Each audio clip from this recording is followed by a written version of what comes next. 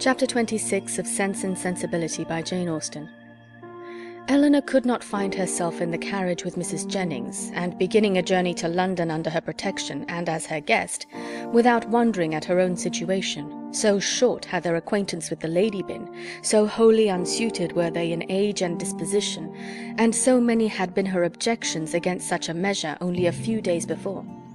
But these objections had all, with that happy ardour of youth which Marianne and her mother equally shared, been overcome or overlooked, and Elinor, in spite of every occasional doubt of Willoughby's constancy, could not witness the rapture of delightful expectation which filled the whole soul and beamed in the eyes of Marianne, without feeling how blank was her own prospect, how cheerless her own state of mind in the comparison, and how gladly she would engage in the solicitude of Marianne's situation to have the same animating object in view, the same possibility of hope. A very short time, however, must now decide what Willoughby's intentions were. In all probability he was already in town. Marianne's eagerness to be gone declared her dependence on finding him there, and Elinor was resolved not only upon gaining every new light as to his character which her own observation or the intelligence of others could give her, but likewise upon watching his behaviour to her sister with such zealous attention as to ascertain what he was and what he meant before many meetings had taken place. Should the result of her observations be unfavourable, she was determined at all events to open the eyes of her sister. Should it be otherwise, her exertions would be of a different nature. She must then learn to avoid every selfish comparison, and banish every regret which might lessen her satisfaction in the happiness of Marianne. They were 3 days on their journey, and Marianne's behaviour as they travelled was a happy specimen of what future complaisance and companionableness to Mrs. Jennings might be expected to be. She sat in silence almost all the way, wrapped in her own meditations, and scarcely ever voluntarily speaking, except when any object of picturesque beauty within their view drew from her an exclamation of delight exclusively addressed to her sister. To atone for this conduct, therefore, Elinor took immediate possession of the post of civility which she had assigned herself, behaved with the greatest attention to Mrs. Jennings, talked with her, laughed with her, and listened to her whenever she could. And Mrs. Jennings, on her side, treated them both with all possible kindness, was solicitous on every occasion for their ease and enjoyment, and only disturbed that she could not make them choose their own dinners at the inn, nor extort a confession of their preferring salmon to cod, or boiled fowls to veal cutlets. They reached town by 3 o'clock the 3rd day, glad to be released after such a journey from the confinement of a carriage, and ready to enjoy all the luxury of a good fire. The house was handsome, and handsomely fitted up, and the young ladies were immediately put in possession of a very comfortable apartment. It had formerly been Charlotte's, and over the mantelpiece still hung a landscape in coloured silks of her performance, in proof of her having spent 7 years at a great school in town to some effect. As dinner was not to be ready in less than 2 hours from their arrival, Elinor determined to employ the interval in writing to her mother, and sat down for that purpose. In a few moments Marianne did the same. "I am writing home, Marianne," said Elinor. "Had not you better defer your letter for a day or two?" "I am not going to write to my mother," replied Marianne hastily, and as if wishing to avoid any further inquiry. Elinor said no more. It immediately struck her that she must then be writing to Willoughby, and the conclusion which as instantly followed was that, however mysteriously they might wish to conduct the affair, they must be engaged. This conviction, though not entirely satisfactory, gave her pleasure, and she continued her letter with greater alacrity. Marianne's was finished in a very few minutes. In length it could be no more than a note. It was then folded up, sealed, and directed with greater rapidity. Elinor thought she could distinguish a large W in the direction, and no sooner was it complete than Marianne, ringing the bell, requested the footman who answered it to get that letter conveyed for her to the twopenny post.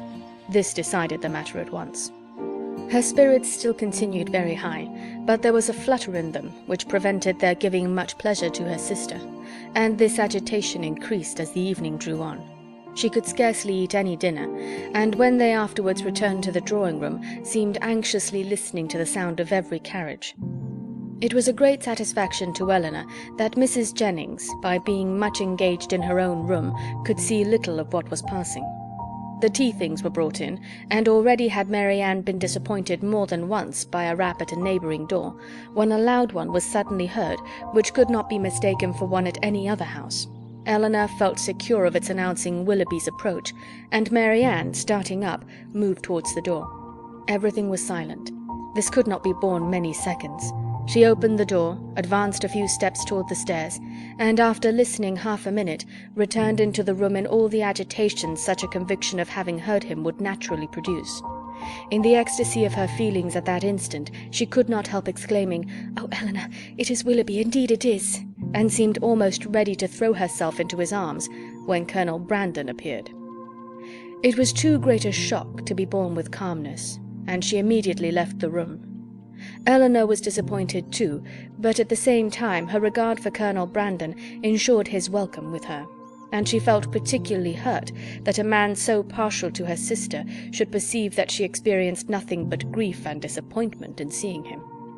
She instantly saw that it was not unnoticed by him, that he even observed Mary Ann as she quitted the room with such astonishment and concern as hardly left him the recollection of what civility demanded towards herself. "Is your sister ill?" said he. Elinor answered in some distress that she was, and then talked of headaches, low spirits, and over-fatigues, and of everything to which she could decently attribute her sister's behaviour.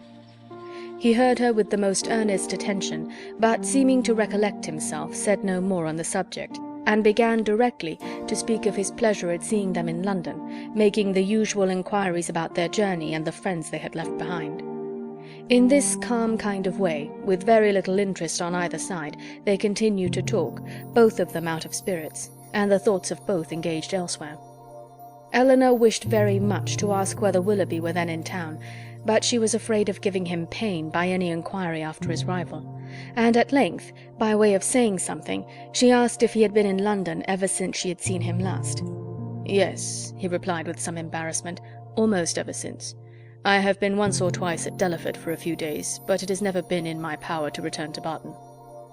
This, and the manner in which it was said, immediately brought back to her remembrance all the circumstances of his quitting that place, with the uneasiness and suspicions they had caused to Mrs. Jennings, and she was fearful that her question had implied much more curiosity on the subject than she had ever felt. Mrs. Jennings soon came in. "Oh, Colonel," said she with her usual noisy cheerfulness, "I am monstrous glad to see you. Sorry I could not come before. Beg your pardon, but I have been forced to look about me a little and settle my matters, for it is a long while since I have been at home, and you know one has always a world of little odd things to do after one has been away for a time. And then I have had Cartwright to settle with. Lord, I have been as busy as a bee ever since dinner. But pray, Colonel, how came you to conjure out that I should be in town to-day?" "I had the pleasure of hearing it at Mrs. Palmer's, where I have been dining." "Oh, you did? Well, and how do they all at their house? How does Charlotte do? I warrant you she is a fine size by this time." "Mrs. Palmer appeared quite well, and I am commissioned to tell you that you will certainly see her to-morrow." "Ay, to be sure, I thought as much. Well, Colonel, I have brought 2 young ladies with me, you see. That is, you see but one of them now, but there is another somewhere. Your friend Miss Mary Ann, too, which you will not be sorry to hear. I do not know what you and Mr. Willoughby will do between you about her. Ay, it is a fine thing to be young and handsome. Well, I was young once, but I never was very handsome, worse luck for me. However, I got a very good husband, and I don't know what the greatest beauty can do more. Ah, poor man, he has been dead these 8 years and better. But, Colonel, where have you been to since we parted? And how does your business go on? Come, come, let's have no secrets among friends." He replied with his accustomary mildness to all her inquiries, but without satisfying her in any. Elinor now began to make the tea, and Mary Ann was obliged to appear again. After her entrance, Colonel Brandon became more thoughtful and silent than he had been before, and Mrs. Jennings could not prevail on him to stay long. No other visitor appeared that evening, and the ladies were unanimous in agreeing to go early to bed.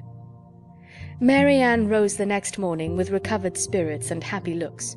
The disappointment of the evening before seemed forgotten in the expectation of what was to happen that day. They had not long finished their breakfast before Mrs. Palmer's barouche stopped at the door, and in a few minutes she came laughing into the room, so delighted to see them all that it was hard to say whether she received most pleasure from meeting her mother or the Miss Dashwoods again. so surprised at their coming to town, though it was what she had rather expected all along, so angry at their accepting her mother's invitation after having declined her own, though at the same time she would never have forgiven them if they had not come. "Mr. Palmer will be so happy to see you," said she. "What do you think he said when he heard of your coming with mamma? I forget what it was now, but it was something so droll." After an hour or two spent in what her mother called comfortable chat, or in other words, in every variety of inquiry concerning all their acquaintance on Mrs. Jennings' side, and in laughter without cause on Mrs. Palmer's, it was proposed by the latter that they should all accompany her to some shops where she had business that morning, to which Mrs. Jennings and Elinor readily consented, as having likewise some purchases to make themselves, and Mary Ann, though declining it at first, was induced to go likewise. Wherever they went, she was evidently always on the watch. In Bond Street especially, where much of their business lay, her eyes were in constant inquiry, and in whatever shop the party were engaged, her mind was equally abstracted from everything actually before them, from all that interested and occupied the others. Restless and dissatisfied everywhere, her sister could never obtain her opinion of any article of purchase, however it might equally concern them both. She received no pleasure from anything, was only impatient to be at home again, and could with difficulty govern her vexation at the tediousness of Mrs. Palmer, whose eye was caught by everything pretty, expensive, or new, who was wild to buy all, could determine on none, and dawdled away her time in rapture and indecision. It was late in the morning before they returned home, and no sooner had they entered the house than Mary Ann flew eagerly upstairs, and when Elinor followed, she found her turning from the table with a sorrowful countenance, which declared that no Willoughby had been there. "Has no letter been left here for me since we went out?" she said to the footman who then entered with the parcels. She was answered in the negative. "Are you quite sure of it?" she replied. "Are you certain that no servant, no porter has left any letter or note?" The man replied that none had. "How very odd," said she in a low and disappointed voice, as she turned away to the window. "How odd indeed," repeated Elinor within herself, regarding her sister with uneasiness. If she had not known him to be in town, she would not have written to him as she did. She would have written to Combe Magna. And if he is in town, how odd that he should neither come nor write. Oh, my dear mother, you must be wrong in permitting an engagement between a daughter so young, a man so little known, to be carried on in so doubtful, so mysterious a manner. I long to inquire, and how will my interference be borne?" She determined, after some consideration, that if appearances continued many days longer as unpleasant as they now were, she would represent in the strongest manner to her mother the necessity of some serious inquiry into the affair. Mrs. Palmer and two elderly ladies of Mrs. Jennings' intimate acquaintance, whom she had met and invited in the morning, dined with them. The former left them soon after tea to fulfill her evening engagements, and Elinor was obliged to assist in making a whist table for the others. Mary Ann was of no use on these occasions, as she would never learn the game, but though her time was therefore at her own disposal, the evening was by no means more productive of pleasure to her than to Elinor, for it was spent in all the anxiety of expectation and the pain of disappointment. She sometimes endeavoured for a few minutes to read, but the book was soon thrown aside, and she returned to the more interesting employment of walking backwards and forwards across the room, pausing for a moment whenever she came to the window, in hopes of distinguishing the long-expected rap. End of chapter 26.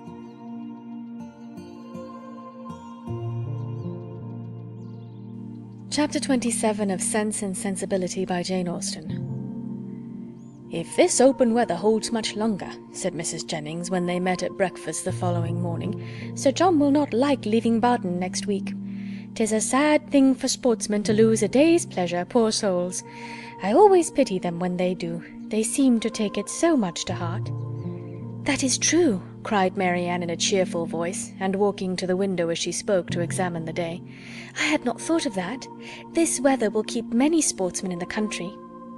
It was a lucky recollection. All her good spirits were restored by it. "It is charming weather for them, indeed," she continued as she sat down to the breakfast table with a happy countenance. "How much they must enjoy it!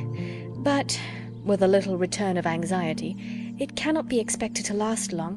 At this time of year, and after such a series of rain, we shall certainly have very little more of it. Frosts will soon set in, and in all probability with severity. Another day or two, perhaps. This extreme mildness can hardly last longer. Nay, perhaps it may freeze tonight."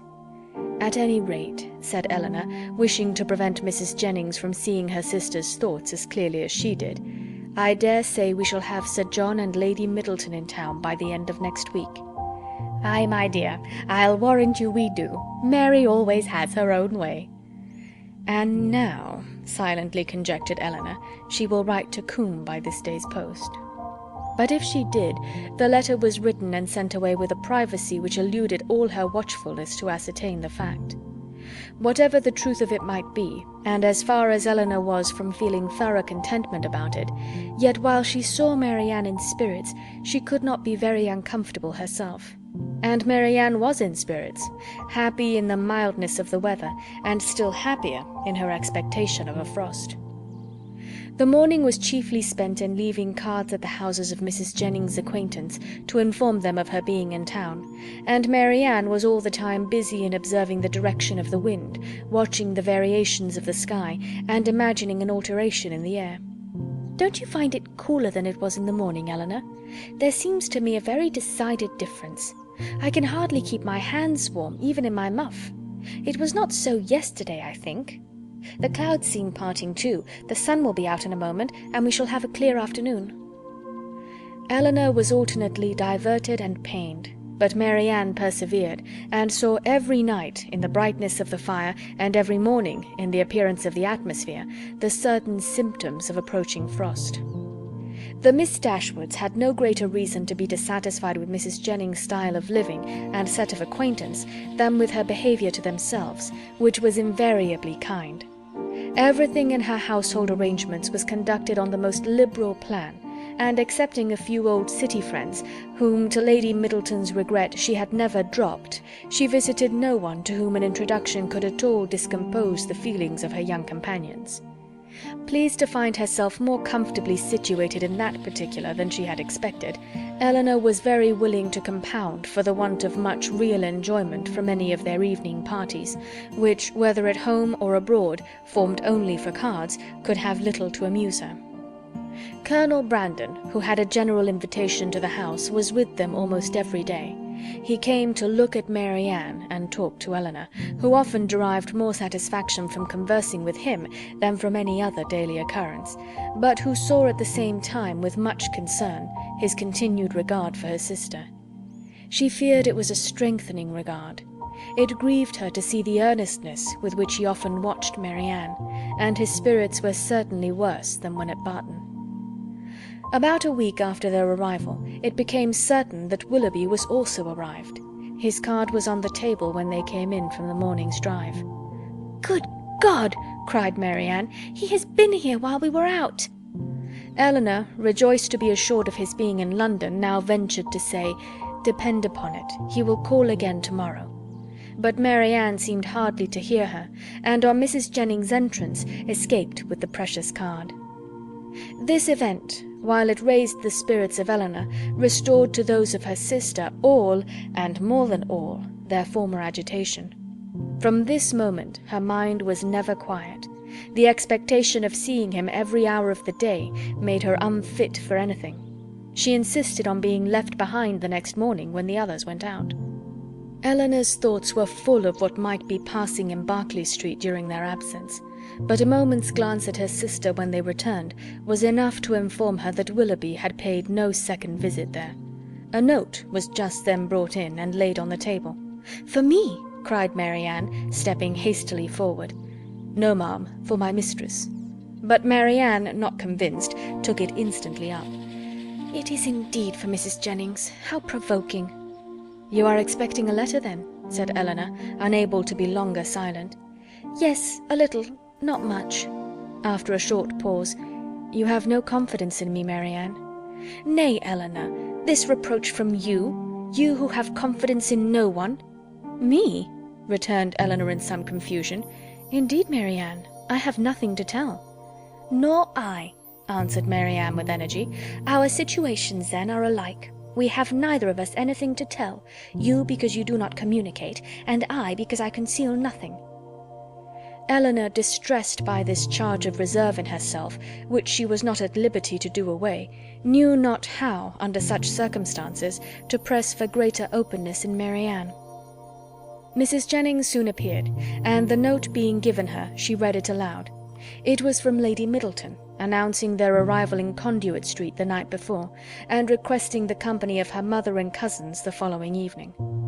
Business on Sir John's part, and a violent cold on her own, prevented their calling in Berkeley Street. The invitation was accepted, but when the hour of appointment drew near, necessary as it was in common civility to Mrs. Jennings that they should both attend her on such a visit, Elinor had some difficulty in persuading her sister to go, for still she had seen nothing of Willoughby, and therefore was not more indisposed for amusement abroad than unwilling to run the risk of his calling again in her absence. Elinor found, when the evening was over, that disposition is not materially altered by a change of abode, for although scarcely settled in town, Sir John had contrived to collect around him nearly 20 young people, and to amuse them with a ball. This was an affair of which Lady Middleton did not approve. In the country, an unpremeditated dance was very allowable, but in London, where the reputation of elegance was more important and less easily attained, it was risking too much for the gratification of a few girls to have it known that Lady Middleton had given a small dance of 8 or 9 couple, with 2 violins and a mere sideboard collation. Mr. and Mrs. Palmer were of the party. From the former, whom they had not seen before since their arrival in town, as he was careful to avoid the appearance of any attention to his mother-in-law, and therefore never came near her, they received no mark of recognition on their entrance. He looked at them slightly, without seeming to know who they were, and merely nodded to Mrs. Jennings from the other side of the room. Marianne gave one glance round the apartment as she entered. It was enough. He was not there, and she sat down, equally ill-disposed to receive or communicate pleasure. After they had been assembled about an hour, Mr. Palmer sauntered towards the Miss Dashwoods to express his surprise on seeing them in town, though Colonel Brandon had been first informed of their arrival at his house, and he had himself said something very droll on hearing that they were to come. "I thought you were both in Devonshire," said he. "Did you?" replied Elinor. "When do you go back again?" "I do not know." And thus ended their discourse. Never had Marianne been so unwilling to dance in her life as she was that evening, and never so much fatigued by the exercise. She complained of it as they returned to Berkeley Street.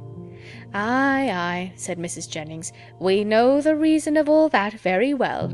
If a certain person, who shall be nameless, had been there, you would not have been a bit tired, and to say the truth, it was not very pretty of him not to give you the meeting when he was invited." "Invited!" cried Marianne.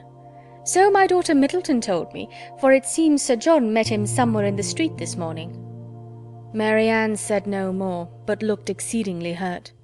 Impatient in this situation to be doing something that might lead to her sister's relief, Elinor resolved to write the next morning to her mother, and hoped, by awakening her fears for the health of Marianne, to procure those inquiries which had been so long delayed.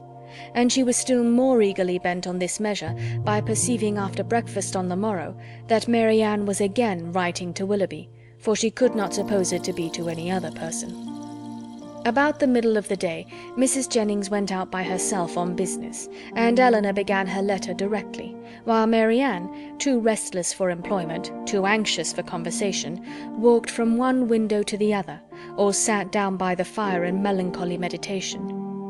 Elinor was very earnest in her application to her mother, relating all that had passed, her suspicions of Willoughby's inconstancy, urging her by every plea of duty and affection to demand from Marianne an account of her real situation with respect to him.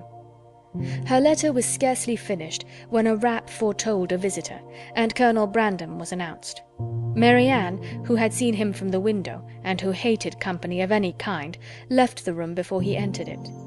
He looked more than usually grave, and though expressing satisfaction at finding Miss Dashwood alone, as if he had somewhat in particular to tell her, sat for some time without saying a word. Elinor, persuaded that he had some communication to make in which her sister was concerned, impatiently expected its opening. It was not the first time of her feeling the same kind of conviction, for more than once before, beginning with the observation of "Your sister looks unwell today," or "Your sister seems out of spirits," he had appeared on the point either of disclosing or of inquiring something particular about her.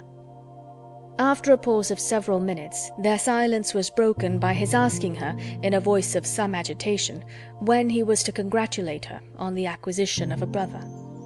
Elinor was not prepared for such a question, and having no answer ready, was obliged to adopt the simple and common expedient of asking what he meant. He tried to smile as he replied, "Your sister's engagement to Mr. Willoughby is very generally known." "It cannot be generally known," returned Elinor, "for her own family do not know it." He looked surprised, and said, "I beg your pardon. I am afraid my inquiry has been impertinent, but I had not supposed any secrecy intended, as they openly correspond, and their marriage is universally talked of." "How can that be? By whom can you have heard it mentioned?" "By many. By some of whom you know nothing, by others with whom you are most intimate, Mrs. Jennings, Mrs. Palmer, and the Middletons. But still I might not have believed it, for where the mind is perhaps rather unwilling to be convinced, it will always find something to support its doubts. If I had not, when the servant let me in today, accidentally seen a letter in his hand, directed to Mr. Willoughby in your sister's writing. I came to inquire, but I was convinced before I could ask the question. Is everything finally settled? Is it impossible to... But I have no right, and I could have no chance of succeeding. Excuse me, Miss Dashwood, I believe I have been wrong in saying so much, but I hardly know what to do, and on your prudence I have the strongest dependence. Tell me that it is all absolutely resolved on, that any attempt, that, in short, concealment, if concealment be possible, is all that remains." These words, which conveyed to Elinor a direct avowal of his love for her sister, affected her very much. She was not immediately able to say anything, and even when her spirits were recovered, she debated for a short time on the answer it would be most proper to give. The real state of things between Willoughby and her sister was so little known to herself that in endeavouring to explain it she might be as liable to say too much as too little.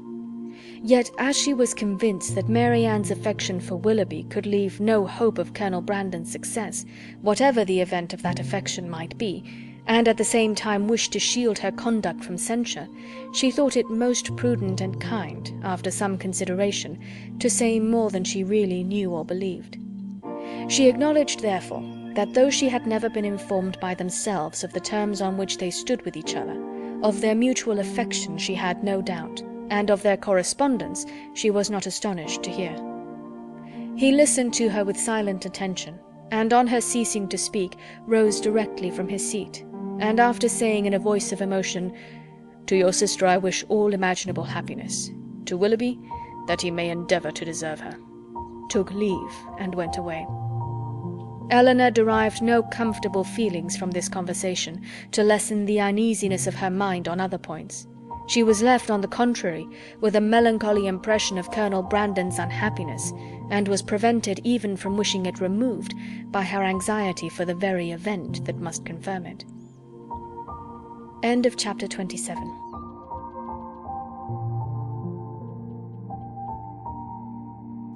Chapter 28 of Sense and Sensibility by Jane Austen. Nothing occurred during the next 3 or 4 days to make Elinor regret what she had done in applying to her mother, for Willoughby neither came nor wrote. They were engaged about the end of that time to attend Lady Middleton to a party, from which Mrs. Jennings was kept away by the indisposition of her youngest daughter, and for this party Mary Ann, wholly dispirited, careless of her appearance, and seeming equally indifferent whether she went or stayed, prepared, without one look of hope or one expression of pleasure. She sat by the drawing-room fire after tea till the moment of Lady Middleton's arrival, without once stirring from her seat or altering her attitude, lost in her own thoughts and insensible of her sister's presence. And when at last they were told that Lady Middleton waited for them at the door, she started as if she had forgotten that anyone was expected. They arrived in due time at the place of destination, and as soon as the string of carriages before them would allow, alighted, ascended the stairs, heard their names announced from one landing place to another in an audible voice, and entered a room splendidly lit up, quite full of company, and insufferably hot. When they had paid their tribute of politeness by curtsying to the lady of the house, they were permitted to mingle in the crowd, and take their share of the heat and inconvenience to which their arrival must necessarily add. After some time spending in saying little, or doing less, Lady Middleton sat down to Casino, and as Mary Ann was not in spirits for moving about, she and Elinor, luckily succeeding to chairs, placed themselves at no great distance from the table. They had not remained in this manner long before Elinor perceived Willoughby standing within a few yards of them, in earnest conversation with a very fashionable-looking young woman. She soon caught his eye, and he immediately bowed, but without attempting to speak to her, or to approach Mary Ann, though he could not but see her, and then continued his discourse with the same lady. Elinor turned involuntarily to Mary Ann, to see whether it could be unobserved by her. At that moment she first perceived him, and her whole countenance glowing with sudden delight, she would have moved towards him instantly, had not her sister caught hold of her. "Good heavens!" she exclaimed, "he is here! He is here! Oh, why does he not look at me? Why cannot I speak to him?" "Pray, pray be composed," cried Elinor, "and do not betray what you feel to everybody present. Perhaps he has not observed you yet." This, however, was more than she could believe herself, and to be composed at such a moment was not only beyond the reach of Mary Ann, it was beyond her wish. She sat in an agony of impatience which affected every feature. At last he turned round again and regarded them both. She started up, and pronouncing his name in a tone of affection, held out her hand to him. He approached, and addressing himself rather to Elinor than Mary Ann, as if wishing to avoid her eye, and determined not to observe her attitude, inquired in a hurried manner after Mrs. Dashwood, and asked how long they had been in town. Elinor was robbed of all presence of mind by such an address, and was unable to say a word. But the feelings of her sister were instantly expressed. Her face was crimsoned over, and she exclaimed in a voice of the greatest emotion, "Good God, Willoughby, what is the meaning of this? Have you not received my letters? Will you not shake hands with me?" He could not then avoid it, but her touch seemed painful to him, and he held her hand only for a moment. During all this time he was evidently struggling for composure. Elinor watched his countenance, and saw its expression becoming more tranquil. After a moment's pause he spoke with calmness. "I did myself the honour of calling in Berkeley Street last Tuesday, and very much regretted that I was not fortunate enough to find yourselves and Mrs. Jennings at home. My card was not lost, I hope."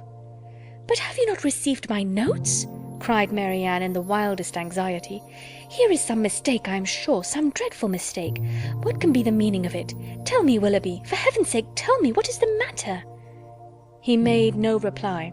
His complexion changed, and all his embarrassment returned, but as if, on catching the eye of the young lady with whom he had been previously talking, he felt the necessity of instant exertion, he recovered himself again, and after saying, "Yes, I had the pleasure of receiving the information of your arrival in town, which you were so good as to send me," turned hastily away with a slight bow, and joined his friend. Mary Ann, now looking dreadfully white and unable to stand, sunk into her chair, and Elinor, expecting every moment to see her faint, tried to screen her from the observation of others, while reviving her with lavender water. "Go to him, Elinor," she cried as soon as she could speak, "and force him to come to me. Tell him I must see him again, must speak to him instantly. I cannot rest. I shall not have a moment's peace till this is explained. Some dreadful misapprehension or other. Oh, go to him this moment." "How can that be done? No, my dearest Mary Ann, you must wait. This is not the place for explanations. Wait only till tomorrow." With difficulty, however, could she prevent her from following him herself, and to persuade her to check her agitation, to wait, at least, with the appearance of composure, till she might speak to him with more privacy and more effect, was impossible. For Mary Ann continued incessantly to give way in a low voice to the misery of her feelings, by exclamations of wretchedness. In a short time Elinor saw Willoughby quit the room by the door towards the staircase, and telling Mary Ann that he was gone, urged the impossibility of speaking to him again that evening, as a fresh argument for her to be calm. She instantly begged her sister would entreat Lady Middleton to take them home, as she was too miserable to stay a minute longer. Lady Middleton, though in the middle of a rubber, on being informed that Mary Ann was unwell, was too polite to object for a moment to her wish of going away, and making over her cards to a friend, they departed as soon as the carriage could be found. Scarcely a word was spoken during their return to Berkeley Street.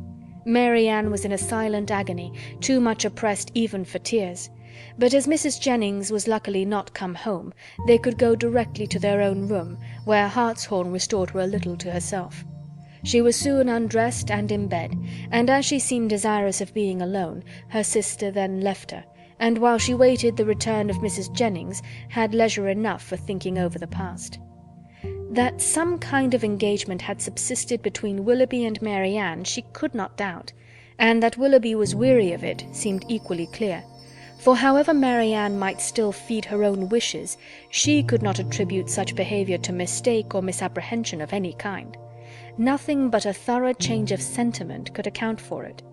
Her indignation would have been still stronger than it was, had she not witnessed that embarrassment which seemed to speak a consciousness of his own misconduct, and prevented her from believing him so unprincipled as to have been sporting with the affections of her sister from the first, without any design that would bear investigation. Absence might have weakened his regard, and convenience might have determined him to overcome it, but that such a regard had formerly existed she could not bring herself to doubt.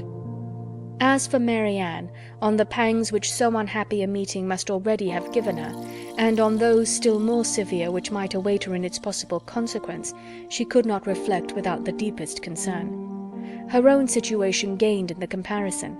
For while she could esteem Edward as much as ever, however they might be divided in future, her mind might always be supported. But every circumstance that could embitter such an evil seemed uniting to heighten the misery of Mary Ann in a final separation from Willoughby, in an immediate and irreconcilable rupture with him. End of chapter 28.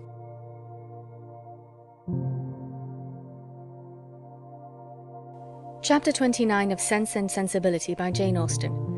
Before the housemaid had lit their fire the next day, or the sun gained any power over a cold, gloomy morning in January, Mary Ann, only half-dressed, was kneeling against one of the window-seats for the sake of all the little light she could command from it, and writing as fast as a continual flow of tears would permit her.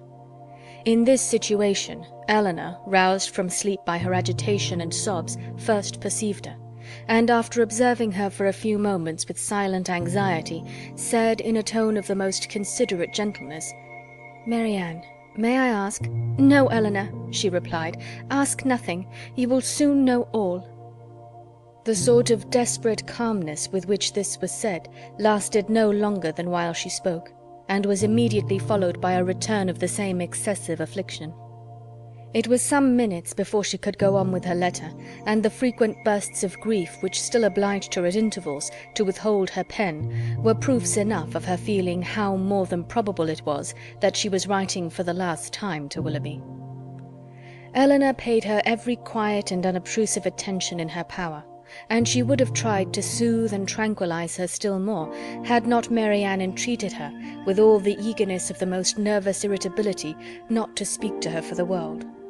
In such circumstances it was better for both that they should not be long together, and the restless state of Mary Ann's mind not only prevented her from remaining in the room a moment after she was dressed, but requiring at once solitude and continual change of place, made her wander about the house till breakfast time, avoiding the sight of everybody.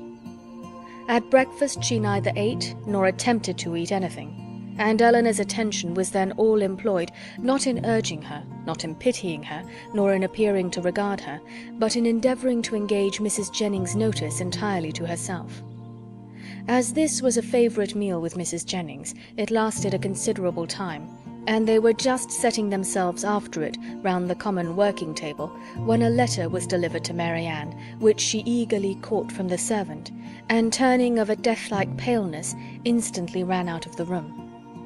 Eleanor, who saw as plainly by this as if she had seen the direction that it must come from Willoughby, felt immediately such a sickness at heart as made her hardly able to hold up her head, and sat in such a general tremor as made her fear it impossible to escape Mrs. Jennings' notice.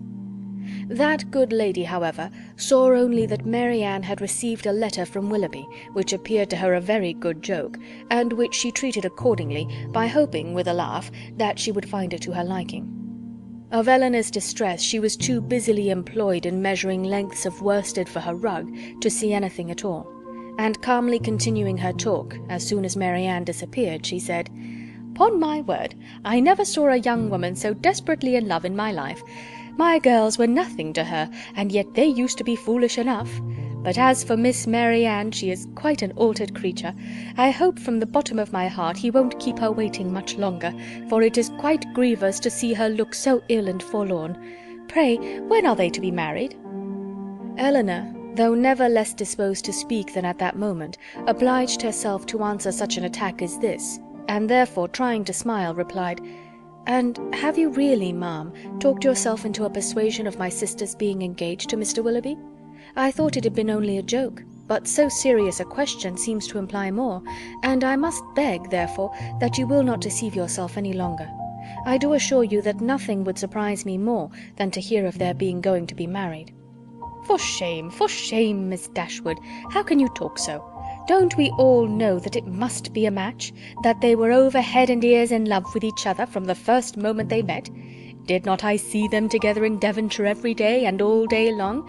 And did not I know that your sister came to town with me on purpose to buy wedding clothes?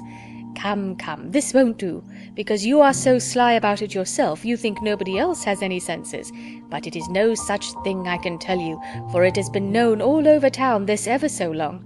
I tell everybody of it, and so does Charlotte." "Indeed, ma'am," said Elinor very seriously, "you are mistaken. Indeed, you are doing a very unkind thing in spreading the report, and you will find that you have, though you will not believe me now."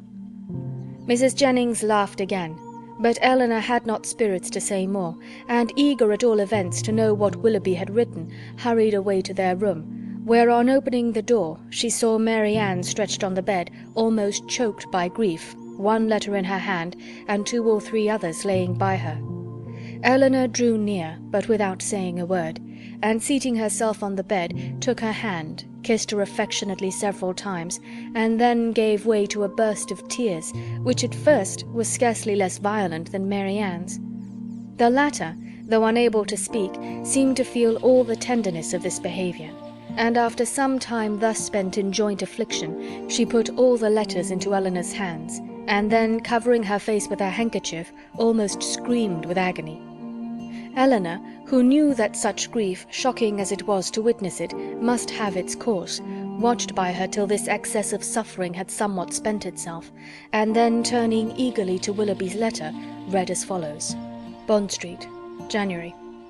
My dear Madam, I have just had the honour of receiving your letter, for which I beg to return my sincere acknowledgments. I am much concerned to find there was anything in my behaviour last night that did not meet your approbation, and though I am quite at a loss to discover in what point I could be so unfortunate as to offend you, I entreat your forgiveness of what I can assure you to have been perfectly unintentional. I shall never reflect on my former acquaintance with your family in Devonshire without the most grateful pleasure, and flatter myself it will not be broken by any mistake or misapprehension of my actions.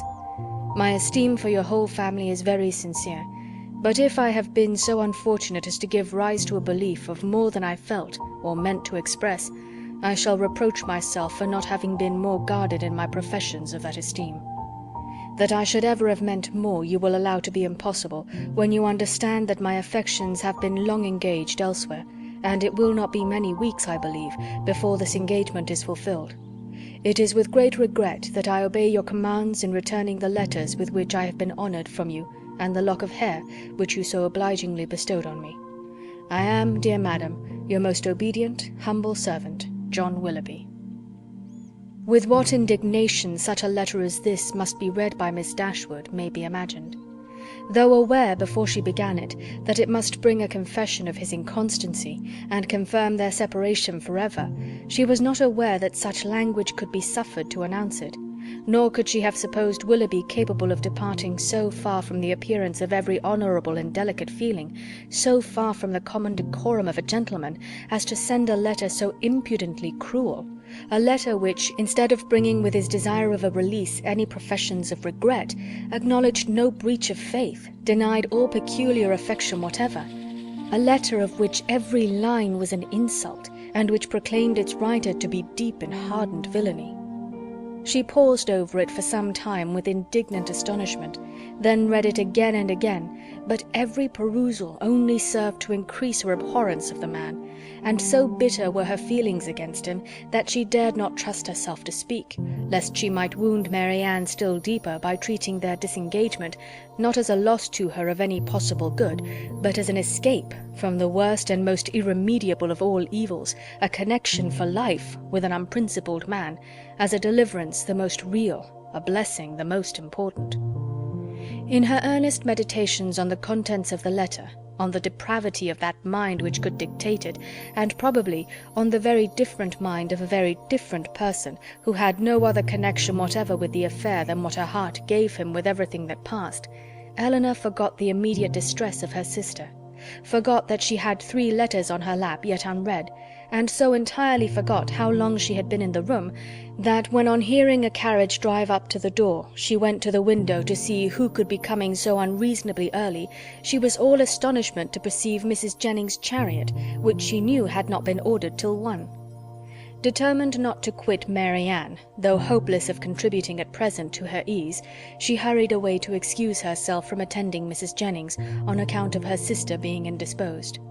Mrs. Jennings, with a thoroughly good-humoured concern for its cause, admitted the excuse most readily, and Elinor, after seeing her safe off, returned to Mary Ann, whom she found attempting to rise from the bed, and whom she reached just in time to prevent her from falling on the floor, faint and giddy from a long want of proper rest and food, for it was many days since she had any appetite, and many nights since she had really slept. And now, when her mind was no longer supported by the fever of suspense, the consequence of all this was felt in an aching head, a weakened stomach, and a general nervous faintness. A glass of wine, which Elinor procured for her directly, made her more comfortable, and she was at last able to express some sense of her kindness by saying, "Poor Elinor, how unhappy I make you." "I only wish," replied her sister, "there were anything I could do which might be of comfort to you." This, as everything else would have been, was too much for Mary Ann, who could only exclaim, in the anguish of her heart, "Oh, Elinor, I am miserable indeed," before her voice was entirely lost in sobs. Elinor could no longer witness this torrent of unresisted grief in silence. "Exert yourself, dear Mary Ann," she cried. "If you would not kill yourself and all who love you, think of your mother. Think of her misery while you suffer. For her sake you must exert yourself." "I cannot, I cannot," cried Mary Ann. Leave me if I distress you. Leave me, hate me, forget me, but do not torture me so. Oh, how easy for those who have no sorrow of their own to talk of exertion. Happy, happy Elinor, you cannot have an idea of what I suffer." "Do you call me happy, Mary Ann? Oh, if you knew! And can you believe me to be so while I see you so wretched? Forgive me," throwing her arms around her sister's neck. "I know you feel for me. I know what a heart you have. But yet you must be happy. Edward loves you. What can do away with such happiness as that?" "Many, many circumstances," said Elinor solemnly. "No, no, no," cried Mary Ann wildly. "He loves you, and only you. You can have no grief." "I can have no pleasure while I see you in this state." "And you will never see me otherwise. Mine is a misery which nothing can do away." "You must not talk so, Mary Ann. Have you no comforts, no friends? Is your loss such as leaves no opening for consolation? Much as you suffer now, think of what you would have suffered if the discovery of his character had been delayed to a later period, if your engagement had been carried on for months and months, as it might have been, before he chose to put an end to it. Every additional day of unhappy confidence on your side would have made the blow more dreadful." "Engagement?" cried Mary Ann. "There has been no engagement." "No engagement?" "No, he is not so unworthy as you believe him. He has broken no faith with me." "But he told you that he loved you?" "Yes. No, never absolutely. It was every day implied, but never professedly declared. Sometimes I thought it had been, but it never was." "Yet you wrote to him?" "Yes. Could that be wrong after all that had passed? But I cannot talk." Elinor said no more, and turning again to the 3 letters which now raised a much stronger curiosity than before, directly ran over the contents of all. The first, which was what her sister had sent him on their arrival in town, was to this effect: "Berkeley Street, January. How surprised you will be, Willoughby, on receiving this, and I think you will feel something more than surprise when you know that I am in town. An opportunity of coming hither, though with Mrs. Jennings, was a temptation we could not resist. I wish you may receive this in time to come here tonight, but I will not depend on it. At any rate, I shall expect you tomorrow. For the present, adieu. M.D." Her second note, which had been written on the morning after the dance at the Middletons, was in these words: "I cannot express my disappointment in having missed you the day before yesterday, nor my astonishment at not having received any answer to a note which I sent you above a week ago. I have been expecting to hear from you, and still more to see you every hour of the day. Pray call again as soon as possible, and explain the reason of my having expected this in vain. You had better come earlier another time, because we are generally out by 1. We were last night at Lady Middleton's, where there was a dance. I have been told that you were asked to be one of the party. But could it be so? You must be very much altered indeed since we parted, if that could be the case and you not there. But I will not suppose this possible, and I hope very soon to receive your personal assurance of its being otherwise. M.D." The contents of her last note to him were these: "What am I to imagine, Willoughby, by your behaviour last night? Again I demand an explanation of it. I was prepared to meet you with the pleasure which our separation naturally produced, with the familiarity which our intimacy at Barton appeared to me to justify. I was repulsed indeed. I have passed a wretched night in endeavouring to excuse a conduct which can scarcely be called less than insulting. But though I have not yet been able to form any reasonable apology for your behaviour, I am perfectly ready to hear your justification of it. You have perhaps been misinformed, or purposely deceived, in something concerning me, which may have lowered me in your opinion. Tell me what it is, explain the grounds on which you acted, and I shall be satisfied in being able to satisfy you. It would grieve me indeed to be obliged to think ill of you, but if I am to do it, if I am to learn that you are not what we have hitherto believed you, that your regard for us all was insincere, that your behaviour to me was intended only to deceive, let it be told as soon as possible. My feelings are at present in a state of dreadful indecision. I wish to acquit you, but certainty on either side will be ease to what I now suffer. If your sentiments are no longer what they were, you will return my notes and the lock of my hair which is in your possession. M.D." That such letters, so full of affection and confidence, could have been so answered, Elinor, for Willoughby's sake, would have been unwilling to believe.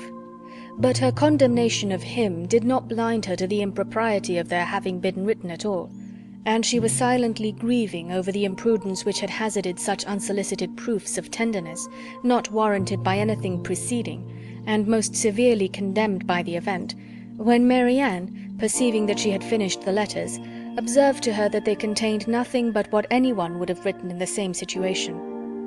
"I felt myself," she added, "to be as solemnly engaged to him as if the strictest legal covenant had bound us each together." "I can believe it," said Elinor, "but unfortunately he did not feel the same." "He did feel the same, Elinor. For weeks and weeks he felt it, I know he did. Whatever may have changed him now, and nothing but the blackest art employed against me can have done it, I was once as dear to him as my own soul could wish. This lock of hair, which now he can so readily give up, was begged of me with the most earnest supplication. Had you seen his look, his manner, had you heard his voice at that moment? Have you forgot the last evening of our being together at Barton? The morning that we parted, too, when he told me that it might be many weeks before we met again, his distress. Can I ever forget his distress?" For a moment or two she could say no more, but when this emotion had passed away, she added, in a firmer tone, "Elinor, I have been cruelly used, but not by Willoughby." "Dearest Marianne, who but himself? By whom can he have been instigated?" "By all the world, rather than by his own heart. I could rather believe every creature of my acquaintance leagued together to ruin me in his opinion, than believe his nature capable of such cruelty. This woman of whom he writes, whoever she be, or any one in short, but your own dear self, mamma, and Edward, may have been so barbarous to belie me.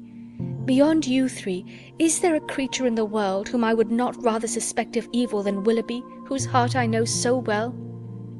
Elinor would not contend, and only replied, "Whoever may have been so detestably your enemy, let them be cheated of their malignant triumph, my dear sister, by seeing how nobly the consciousness of your own innocence and good intentions supports your spirits.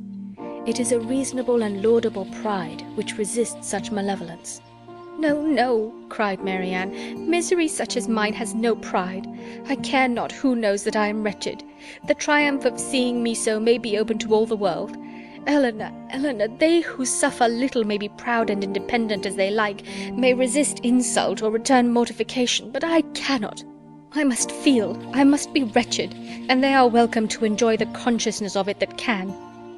But for my mother's sake and mine, I would do more than for my own, but to appear happy when I am miserable, oh, who can require it?"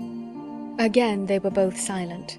Elinor was employed in walking thoughtfully from the fire to the window, from the window to the fire, without knowing that she received warmth from one, or discerning objects through the other; and Marianne, seated at the foot of the bed, with her head leaning against one of its posts, again took up Willoughby's letter, and after shuddering over every sentence, exclaimed, "It is too much.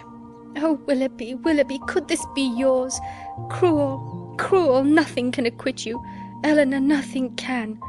Whatever he might have heard against me, ought he not to have suspended his belief? Ought he not to have told me of it, to have given me the power of clearing myself? The lock of hair," repeating it from the letter, "which you so obligingly bestowed on me, that is unpardonable. Willoughby, where was your heart when you wrote those words? Oh, barbarously insolent! Elinor, can he be justified?" "No, Marianne, in no possible way." "And yet this woman, who knows what her art may have been, how long it may have been premeditated, and how deeply contrived by her? Who is she? Who can she be? Whom did I ever hear him talk of as young and attractive among his female acquaintance? Oh, no one, no one! He talked to me only of myself." Another pause ensued. Marianne was greatly agitated, and it ended thus: "Elinor, I must go home. I must go home and comfort mamma. Can we not be gone to-morrow?" "To-morrow, Marianne?" "Yes, why should I stay here? I came only for Willoughby's sake, and now who cares for me? Who regards me?" "It would be impossible to go to-morrow. We owe Mrs. Jennings much more than civility, and civility of the commonest kind must prevent such a hasty removal as that." "Well, then, another day or two perhaps, but I cannot stay here long. I cannot stay to endure the questions and remarks of all these people. The Middletons and Palmers, how am I to bear their pity? The pity of such a woman as Lady Middleton. Oh, what would he say to that?" Elinor advised her to lie down again, and for a moment she did so, but no attitude could give her ease, and in restless pain of mind and body she moved from one posture to another, till, growing more and more hysterical, her sister could with difficulty keep her on the bed at all, and for some time was fearful of being constrained to call for assistance. Some lavender drops, however, which she was at length persuaded to take, were of use, and from that time till Mrs. Jennings returned, she continued on the bed quiet and motionless. End of chapter 29.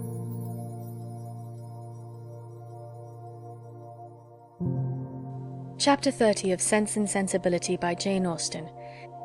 Mrs. Jennings came immediately to their room on her return, and without waiting to have her request of admittance answered, opened the door and walked in, with a look of real concern. "How do you do, my dear?" said she in a voice of great compassion to Marianne, who turned away her face without attempting to answer. "How is she, Miss Dashwood? Poor thing, she looks very bad. No wonder. Ay, it is but too true. He is to be married very soon. A good-for-nothing fellow. I have no patience with him. Mrs. Taylor told me of it half an hour ago, and she was told it by a particular friend of Miss Grey herself, else I am sure I should not have believed it, and I was almost ready to sink as it was. Well, said I, all I can say is that if this be true, he has used a young lady of my acquaintance abominably ill, and I wish with all my soul his wife may plague his heart out. And so I shall always say, my dear, you may depend on it. I have no notion of men's going on in this way, and if I ever meet him again, I will give him such a dressing as he has not had this many a day. But there is one comfort, my dear Miss Marianne. He is not the only young man in the world worth having, and with your pretty face you will never want admirers. Well, poor thing, I won't disturb her any longer, for she had better have her cry out at once and have done with. The Parrys and Sandersons luckily are coming tonight, you know, and that will amuse her. She then went away, walking on tiptoe out of the room, as if she supposed her young friend's affliction could be increased by noise. Marianne, to the surprise of her sister, determined on dining with them.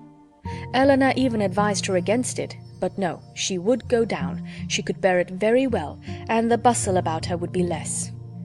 Elinor, pleased to have her governed for a moment by such a motive, though believing it hardly possible that she could sit out the dinner, said no more, and adjusting her dress for her as well as she could, while Marianne still remained on the bed, was ready to assist her into the dining-room as soon as they were summoned to it. When there, though looking most wretchedly, she ate more and was calmer than her sister had expected. Had she tried to speak, or had she been conscious of half Mrs. Jennings' well-meant but ill-judged attentions to her, this calmness could not have been maintained. But not a syllable escaped her lips, and the abstraction of her thoughts preserved her in ignorance of everything that was passing before her. Elinor, who did justice to Mrs. Jennings' kindness, though its effusions were often distressing, and sometimes almost ridiculous, made her those acknowledgments, and returned her those civilities, which her sister could not make or return for herself.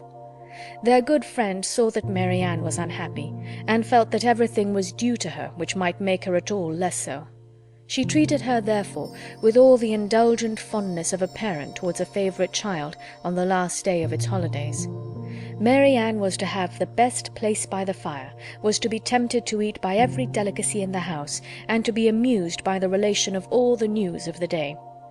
Had not Elinor, in the sad countenance of her sister, seen a check to all mirth, she could have been entertained by Mrs. Jennings' endeavours to cure a disappointment in love by a variety of sweetmeats and olives and a good fire. As soon, however, as the consciousness of all this was forced by continual repetition on Marianne, she could stay no longer. With a hasty exclamation of misery, and a sign to her sister not to follow her, she directly got up and hurried out of the room. "Poor soul!" cried Mrs. Jennings as soon as she was gone. "How it grieves me to see her! And I declare, if she is not gone away without finishing her wine! And the dried cherries, too! Lord, nothing seems to do her any good. I am sure if I knew of anything she would like, I would send all over the town for it. Well, it is the oddest thing to me that a man should use such a pretty girl so ill. But when there is plenty of money on one side and next to none on the other, Lord bless you, they care no more about such things." "The lady, then, Miss Grey, I think you called her, is very rich?" £50,000, my dear. Did you ever see her? A smart, stylish girl, they say, but not handsome. I remember her aunt very well, Biddy Henshaw. She married a very wealthy man, but the family are all rich together. £50,000, and by all accounts it won't come before it's wanted, for they say he is all to pieces. No wonder, dashing about with his curricle and hunters. Well, it don't signify talking, but when a young man, be who he will, comes and makes love to a pretty girl and promises marriage, he has no business to fly off from his word only because he grows poor, and a richer girl is ready to have him. Why don't he, in such a case, sell his horses, let his house, turn off his servants, and make a thorough reform at once? I warrant you, Miss Marianne would have been ready to wait till matters came round, but that won't do nowadays. Nothing in the way of pleasure can ever be given up by the young men of this age." "Do you know what kind of a girl Miss Grey is? Is she said to be amiable?" "I never heard any harm of her. Indeed, I hardly ever heard her mentioned, except that Mrs. Taylor did say this morning that one day Miss Walker hinted to her that she believed Mr. and Mrs. Ellison would not be sorry to have Miss Grey married, for she and Mrs. Ellison could never agree." "And who are the Ellisons?"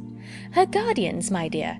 But now she is of age and may choose for herself, and a pretty choice she has made. What now?" after pausing a moment.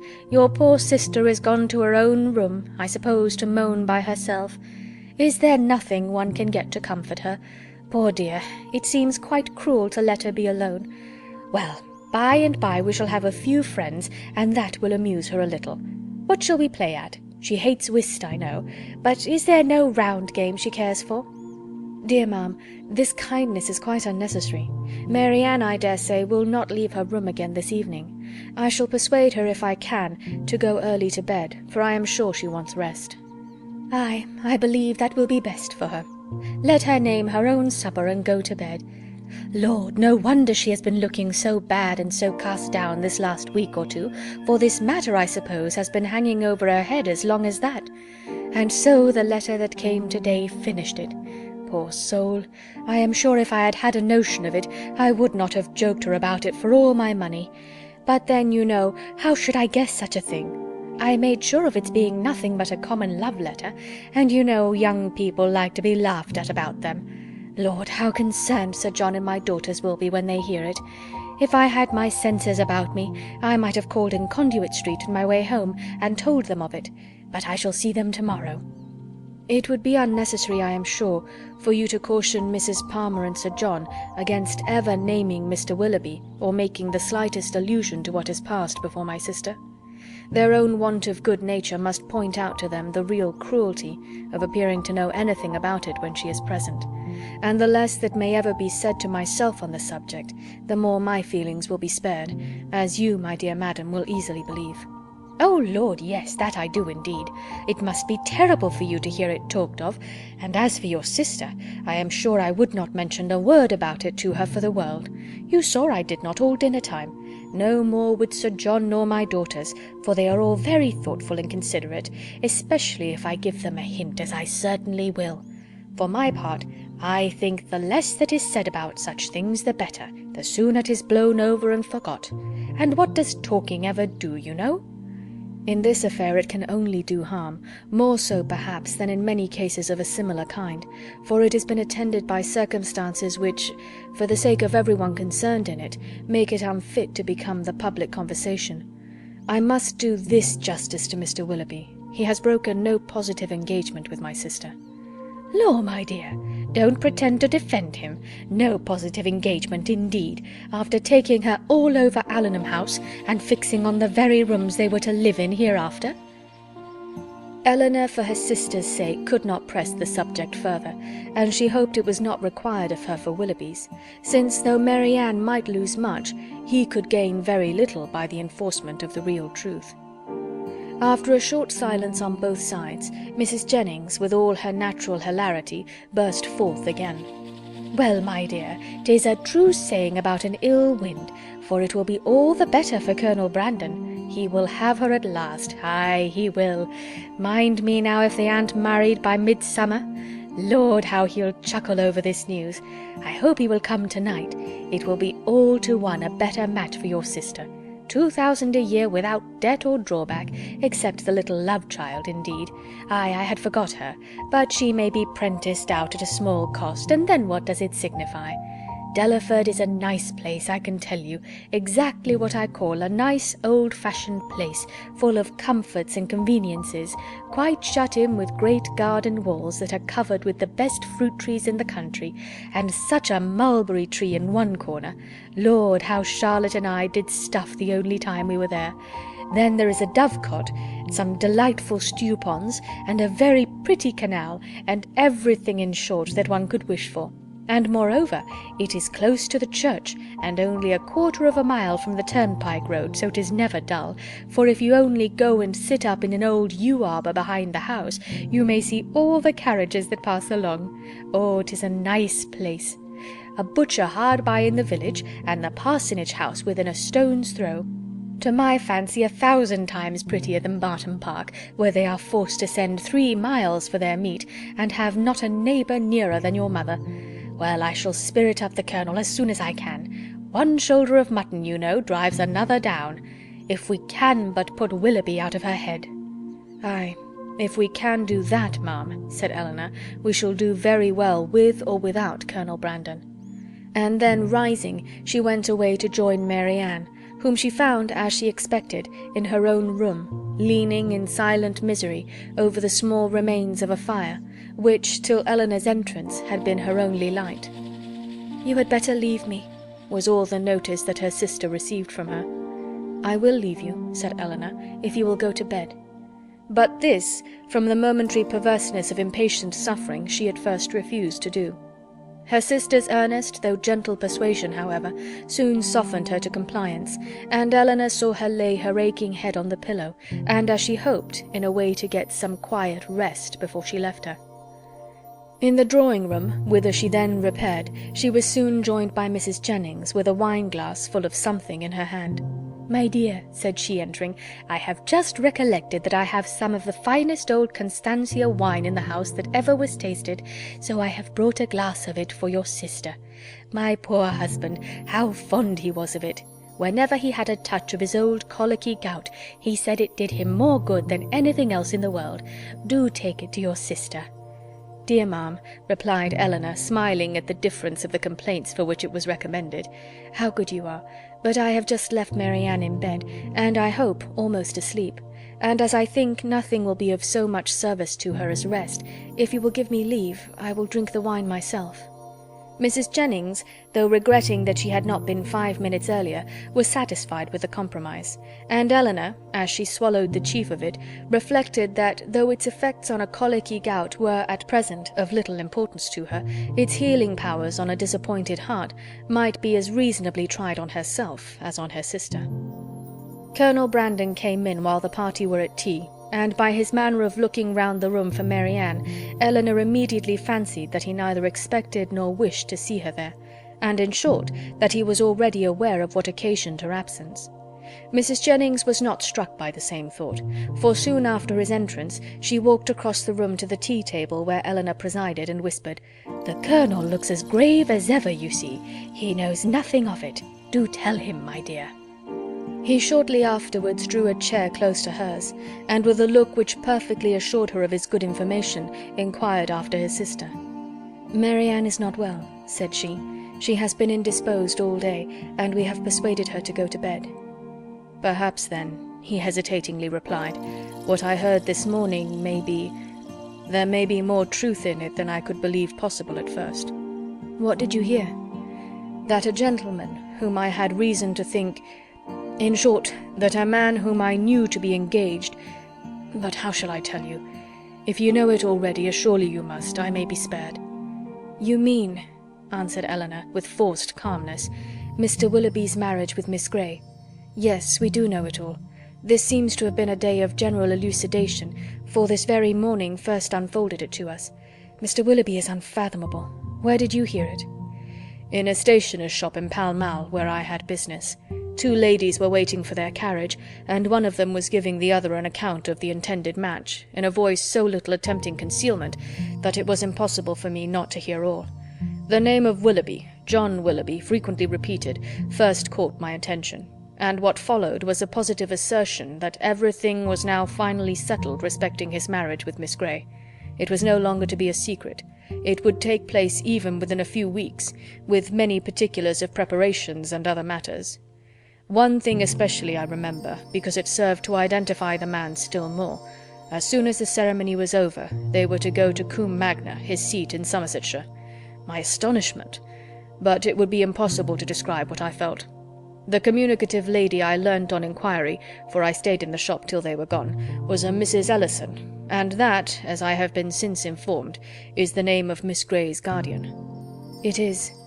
But have you likewise heard that Miss Grey has £50,000? In that, if in anything, we may find an explanation." "It may be so.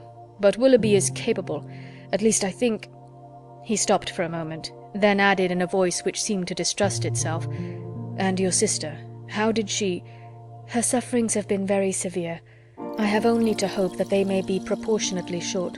It is a most cruel affliction. Till yesterday, I believe, she never doubted his regard, and even now, perhaps... but I am almost convinced that he never was really attached to her. He has been very deceitful, and in some points there seems a hardness of heart about him." "Ah," said Colonel Brandon, "there is indeed.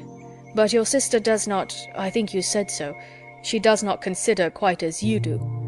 "You know her disposition, and you may believe how eagerly she would still justify him if she could." He made no answer, and soon afterwards, by the removal of the tea things and the arrangement of the card parties, the subject was necessarily dropped. Mrs. Jennings, who had watched them with pleasure while they were talking, and who expected to see the effect of Miss Dashwood's communication in such an instantaneous gaiety on Colonel Brandon's side, as might have become a man in the bloom of youth, of hope and happiness, saw him, with amazement, remain the whole evening more serious and thoughtful than usual. End of chapter 30.